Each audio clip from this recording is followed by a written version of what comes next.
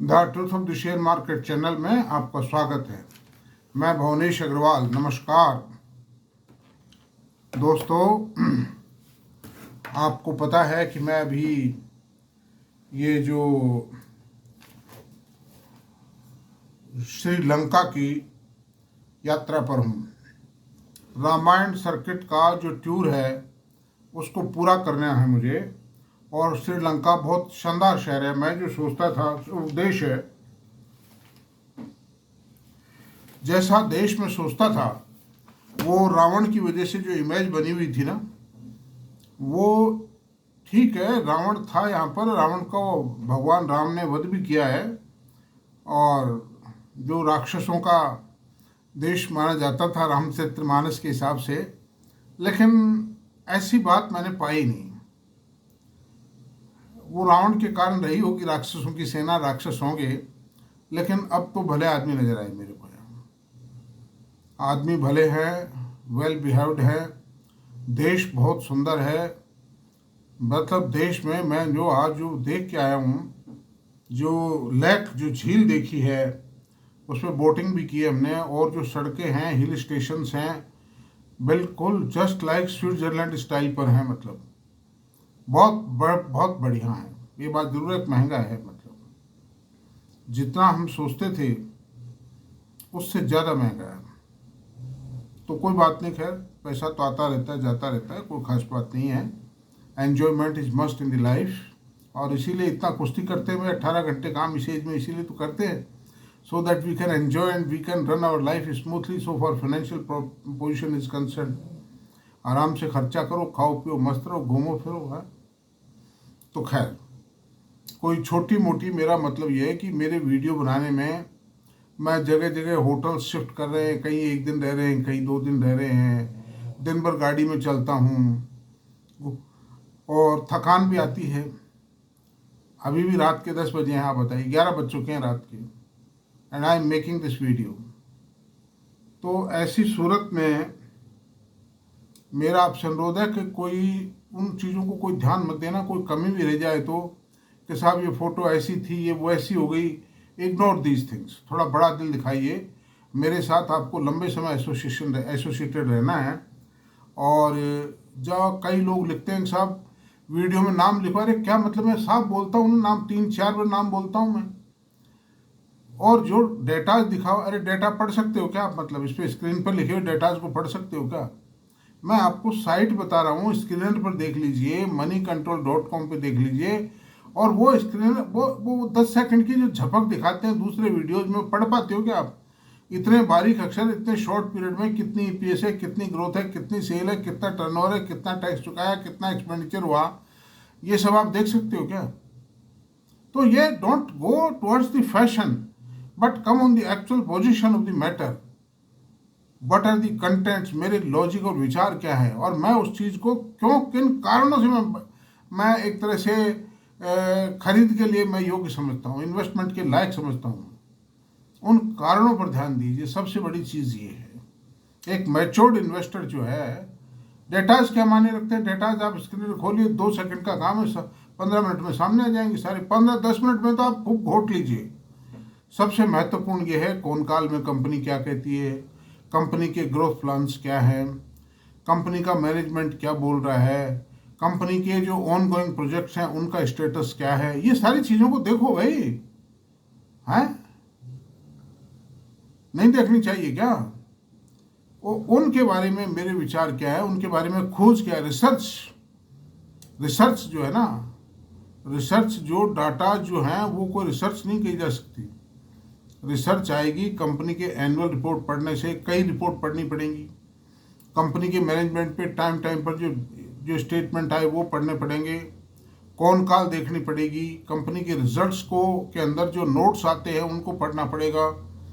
Company जो नए project लाती है, लाना चाह रही है या ला रही है, या जिनका चल रहा है, उनकी प्रॉफिटेबिलिटी होगी या नहीं होगी, उनके कॉम्पिटिटर कौन कौन हैं, ये सारी चीज़ें देखनी पड़ेंगी। खाली आप एक वीडियो में 1 सेकंड के अंदर आप क्या देख पाते हो, मुझे आप बताइए।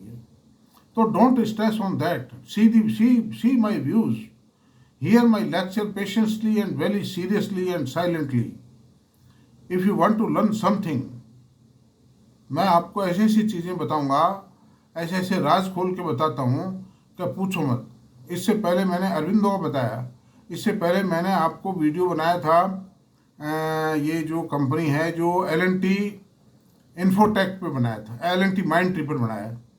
मैंने वो पॉइंट बताए उसमें कि ये मैं क्यों इस शेयर को लाइक कर रहा हूँ, क्योंकि आने वाले समय में L&T माइंड ट्री के सामने जो MRF के शेयर की बात करते हैं, एक वो एशियन पेंट की फाइनेंस कंपनी थी, 2.5-3 लाख रुपये हो गया, उसके बाद वो कुछ नहीं रहेगा उसके सामने। L&T mind tree will be the hero of the market. और अनदर थिंग, जो अभी मैंने वीडियो बनाया, इससे पहले वीडियो बनाया इस वीडियो से, वो अरविंदो फार्मा पे बनाया है। वो वीडियो बहुत स्ट्रॉन्ग वीडियो होगा, क्योंकि उसमें भी क्या है, उस कंपनी की इक्विटी बहुत छोटी है और कंपनी ने बहुत से प्रोजेक्ट्स अभी अभी पूरे कर लिए, API के प्रोजेक्ट भी पूरे किए और किए। तो इन सारी वो सारी बातें मैं एनालाइज करके बताता हूँ। तो अब आज चलते हैं, कौन सा प्रोजेक्ट, कौन सा शेयर लें चर्चा के लिए। मास्टेक पे चर्चा करेंगे। Mastek, MASTEK, Mastek limited. Mastek limited, अगर इस कंपनी की आयु देखें तो ये सन 95-96 के आसपास की आयु की कंपनी है और 2003-04 में दौड़ी भी, 2-3 में दौड़ी भी खूब थी ये कंपनी, लेकिन फिर ठंडी पड़ गई। होता है, कई कंपनियां अपने बाल्यकाल के अंदर, अपने इन्फेंट एज के अंदर रिजल्ट्स नहीं दे पाती हैं। वो जब युवा हो जाती हैं, तो अब ये कंपनी 25-30 साल की हो गई है, इसलिए रिजल्ट दे रही है दोस्तों, और ये कंपनी भारी रिजल्ट देने के लिए तैयार है। और इसकी सबसे बड़ी खास बात मैं आपसे बताऊं कि इसकी जो पेड अप इक्विटी है, मैं क्यों लाइक करता हूं, 15 करोड़ रुपए की पेड अप इक्विटी है केवल मात्र। और इसकी सेल कितनी है TTM में, 3264 करोड़ रुपए। तो पर 1 करोड़ ऑफ इक्विटी सेल कितनी आई, अभी कैलकुलेट करते हैं, 3264 बटा 15, 217 करोड़ रुपए की सेल आती है। It is a plus point of the part of this company.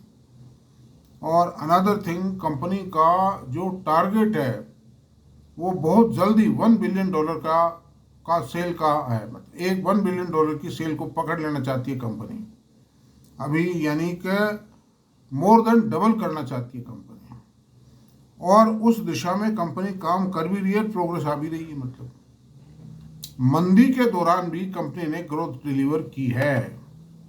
It is a confirm fact.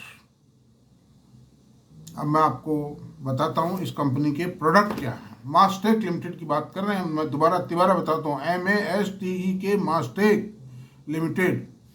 इस कंपनी के प्रोडक्ट क्या हैं, ऑपरेशंस इन 40 कंट्रीज में तो ऑपरेशंस हैं इन कंपनी के। और इसके प्रोडक्ट क्या हैं, digital engineering, cloud migration, data automation and AI cloud, data modernisation, Oracle cloud application, Salesforce,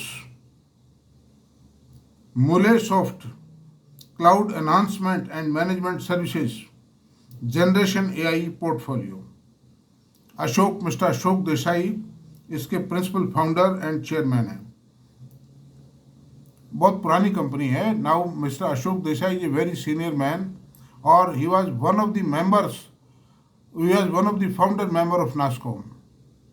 NASSCOM के जो नास्कॉम क्या है, NASSCOM is a body promoted by the government with a view to promote and expand the software export from the country। ऐसा काम है उस company का, उसका मतलब उस ऑर्गेनाइजेशन का। That is not a profitable organisation, that is a organisation promoted to promote export of software from India. और उसके परिणाम आए, उसने काम किया है। मतलब तो ये लोग बेसिक मेंबर्स हैं, और basic they are pioneer of software in India. ठीक है, उतने नहीं बढ़ पाए, किस्मत भी होती है इंसान की, लेकिन now the progress is on the path, now they are on the progress of path. तो अब चलते हैं, Ashok Desai, principal founder and chairman, one of the NASSCOM founders. अब 40 कंट्रीज में कंपनी के ऑपरेशंस हैं। कंपनी की जो जो पंख फैला रही है कंपनी, वो बहुत ज़बरदस्त है, मतलब वाइड स्प्रेड। अच्छा, अब इसके डेटास के बारे में बात करते हैं। मार्केट कैप है 9,058 करोड़ रुपए का, प्राइस 2934 करोड़ रुपए, हाई लो 3375 से 2137 करोड़ रुपए। मंदी के टाइम पर भी, आज सॉफ्टवेयर में मंदी थी, उसके बावजूद भी ये कंपनी 1.5 गुना हो चुकी है एक साल में। प्राइस अर्निंग रेशियो 24.6, बहुत रीजनेबल पी रेशियो है भाई। इतनी छोटी इक्विटी के साथ में इतना 24-24.5 का पी रेशियो पे शेयर मिलना बहुत बड़ी बात है। बुक वैल्यू 740 रुपये है, डिविडेंड यील्ड 0.65% है, ROC 18% है, ROE 15.9% है, और फेस वैल्यू 5 रुपये शेयर की। ये भी एक बहुत बड़ा प्लस पॉइंट है, क्योंकि स्प्लिट होगा, बोनस आएंगे, तो अप्रिसिएशन की गुंजाइश बहुत ज़्यादा बढ़ जाती है। अब 5 साल में क्या दिया इस कंपनी ने? 5 साल में दिया है 421 रुपये से बढ़ करके, 5 साल की बात करते हैं, 421 रुपये से बढ़ के 2934 रुपये हो गया, यानी 7 टाइम हो गया 5 साल में। तो ये रिटर्न कोई कम रिटर्न नहीं है, और आने वाले समय में रिटर्न बहुत ज़्यादा देंगे, चूंकि कंपनी का जो मेन जो स्ट्रेस है वो आर्टिफिशियल इंटेलिजेंस का। आप ये देखिए, जो ओरेकल कंपनी है ना, उसके फ्रेमवर्क को ये यूज़ करते हैं, उसकी सर्विसेज को, उससे टेक्निकल असिस्टेंस लेते हैं। तो Oracle has become a very big company, और इसके शेयर के प्राइसेज यूएस में बढ़ गए हैं, और इंडिया में भी इसके शेयर को 4,000 रुपये 35 रुपये के आसपास चलता था, वो शेयर 12,500 रुपये चलता। अभी मेरे पास है, आई एम होल्डिंग दो शेयर। मतलब जो जितने भी bluest of the blue chip हैं, मैं उनको कैप्चर करने की कोशिश करता हूँ। पर्टिकुलरली आईटी सेक्टर पे मेरा बहुत ज़्यादा स्ट्रेस है। दूसरी बात है, कंपनी का आर्टिफिशियल इंटेलिजेंस के अंदर बहुत ज़्यादा कंसंट्रेशन है। मतलब ओरेकल होने का मतलब ही आर्टिफिशियल इंटेलिजेंस में है, मतलब इसके प्रोडक्ट के नाम के पहले ही ओरेकल जुड़ा हुआ है। मतलब तो अंडर दी सर्कमस्टेंसेज कंपनी के मैनेजमेंट ने कॉनकॉल में, सेकंड क्वार्टर की कॉनकॉल में साफ कहा है कि हमारा जो मेन कंसंट्रेशन है वो आर्टिफिशियल इंटेलिजेंस के आधार पर प्रोडक्ट बनाना है। कॉस्ट सेविंग होगी, वर्क मिलेंगे, काफ़ी एक्सपर्टी हासिल होगी उसमें, उस बदौलत काम बहुत मिलेंगे इनको। और इनको अमेरिका से, इनके जो मेन जो कंट्रीज हैं जहाँ काम है वो नॉर्थ अमेरिका है, यूरोप है, ऑस्ट्रेलिया है। और नॉर्थ अमेरिका से तो इस सेकंड क्वार्टर में 18% की ग्रोथ आई है। मतलब तो ये दोस्तों वंडरफुल है। मतलब अब सितंबर, अब इसके क्वार्टरली रिजल्ट्स को, top line, bottom line and earning वगैरह को चेक करते हैं। सेल सितंबर 23, जून 24 और सितंबर 24, सेल 766 करोड़ रुपए, 24 जून 24 में 813 करोड़ रुपए और सितंबर 24 में 867 करोड़ रुपए। ऑपरेटिंग प्रॉफिट मार्जिन 16% था, फिर 15% हुआ, फिर 16% पे आ गया। मार्जिन और बढ़ेंगे कंपनी के। Net profit margin 65 crore net profit था, मतलब मार्जिन है, नेट प्रॉफिट सितंबर 23 में 65 करोड़ रुपए था, जून 24 में 72 करोड़ रुपए था, और सितंबर 24 में 129 करोड़ रुपए हुआ। तो ये 129 करोड़ रुपए जो है वो गलत है। क्यों गलत है? कि कंपनी ने जीरो टैक्स पेमेंट किया है सितंबर 24 क्वार्टर में, इस कारण ये 129 करोड़ रुपये हो गया। वरना भी अगर ये टैक्स पे करती ना तो भी 100 करोड़ का प्रॉफिट तो होता। तो यानी 72 करोड़ उसमें quarter on quarter 100 crore profit हो जाना अपने आप में बहुत बड़ी उपलब्धि है। और सेल भी बढ़ी है इनकी, quarter on quarter 9% growth, overall sale में 9% growth, it is remarkable growth on the part of this company. और 72 करोड़ से क्वार्टर ऑन क्वार्टर 100 करोड़ के नेट प्रॉफिट पर पहुंचना, ये भी बहुत बड़ी बात मानता हूं मैं। तो दोस्तों, मैं शेयर वही चूज करके लाता हूं आप लोगों के लिए, निकाल के, कोशिश करके, कि जिनके अंदर सोना बरसने वाला है। मतलब मेरा कोई कमर्शियल मोटिव नहीं है। मैं किसी से ये नहीं कहता हूँ मेरे को फीस दीजिए, किसी से नहीं कहता हूँ कोई मेंबर बनिए, कुछ भी नहीं, बस वीडियो सुनिए, मस्त रहिए और जैसे आप कुछ करना चाहो करिए। मेरी कोई रिकमेंडेशन भी नहीं होती है। मेरा काम तो I am teaching like a lecturer in school room, college room, मतलब दैट्स ऑल। अब प्रॉफिट एंड लॉस की बात करते हैं। सेल जो है 19 से और टीटीएम तक, यानी टीटीएम 24-25 बात करते हैं। फाइनेंशियल ईयर 19, फाइनेंशियल ईयर 23 और टीटीएम 3 साल। सेल 1033 करोड़ रुपए, FY 23 में 2563 करोड़ रुपए और टीटीएम में 3264 करोड़ रुपए। देखिए 2-2.5 साल ये जो निकल गए। अमेरिका में ब्याज बढ़ने के कारण आईटी में जो मंदी रही है, वरना तो ये कंपनी 5,000 करोड़ रुपए की सेल पे पहुंच जाती। मतलब उस समय बहुत तेज गति थी कोरोना काल के दौरान इसकी, फायर स्पीड से बढ़ रहे थे। ये 400 रुपये से 1,800 रुपये हो गए थे उसी समय। 1,800 क्यों, 3800 रुपये पहुंच गया था शेयर उस समय। अच्छा, ऑपरेटिंग प्रॉफिट मार्जिन 13% था 19 में, जो अभी 16% है, और FY 23 में 18% भी रहा था, चूंकि 24 का जो FY था वो आईटी इंडस्ट्री के खराब था, अंडर डिप्रेशन था, मार्जिन पे प्रेशर थे, इसलिए 16% है, सुधर जाएगा। नेट प्रॉफिट मार्जिन 101 करोड़ रुपए, नेट प्रॉफिट मार्जिन नहीं, नेट प्रॉफिट 19 में 101 करोड़ रुपए था, 23 में 310 करोड़ रुपए हुआ और 24 में यानी टीटीएम 24 में 372 करोड़ रुपए हुआ।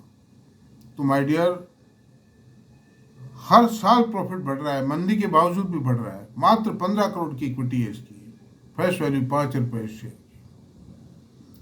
Balance sheet, equity 15 crore, reserve 2270 crore रुपए, बोरोविंग 671 करोड़ रुपए, अदर लाइबिलिटीज 725 करोड़ रुपए। अंडर दीज सर्कमस्टेंसेज दोस्तों 3682 करोड़ की बैलेंस शीट है। और असेट साइड को देखते हैं। फिक्स असेट 1796 करोड़ रुपए है और इन्वेस्टमेंट 105 करोड़ रुपए है और अदर लाइबिलिटी 1780 करोड़ रुपए है। इस तरह से 3682 करोड़ रुपए का आंकड़ा मिल जाता है दोनों साइड का असेट लाइबिलिटी का। अब कैश फ्लो 173 करोड़ रुपए का positive cash flow, free cash flow generate किया है कंपनी ने।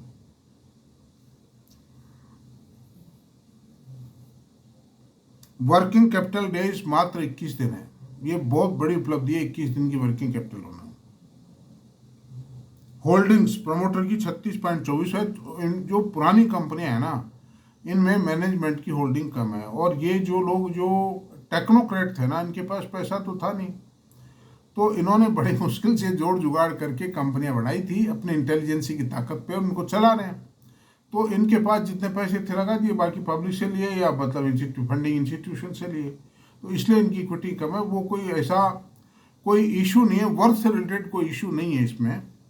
और होल्ड एफआईज के पास 8.14 है, डीआईज के पास 10.41% है और पब्लिक के पास 45% 22% है। तो अंडर दी सर्कमस्टेंसेस दोस्तों, इस कंपनी पर जो हमारी आज चर्चा जितनी होनी चाहिए, काफ़ी डिटेल डिस्कशन मैंने कर दिए हैं। 18 मिनट तक मैं लगातार बोला हूँ। तो आज की चर्चा आप समाप्त करते हैं और मेरा वीडियो अगर आपको पसंद आया हो तो प्लीज़ सब्सक्राइब करें, लाइक करें, शेयर करें, कमेंट करें। Thank you very much.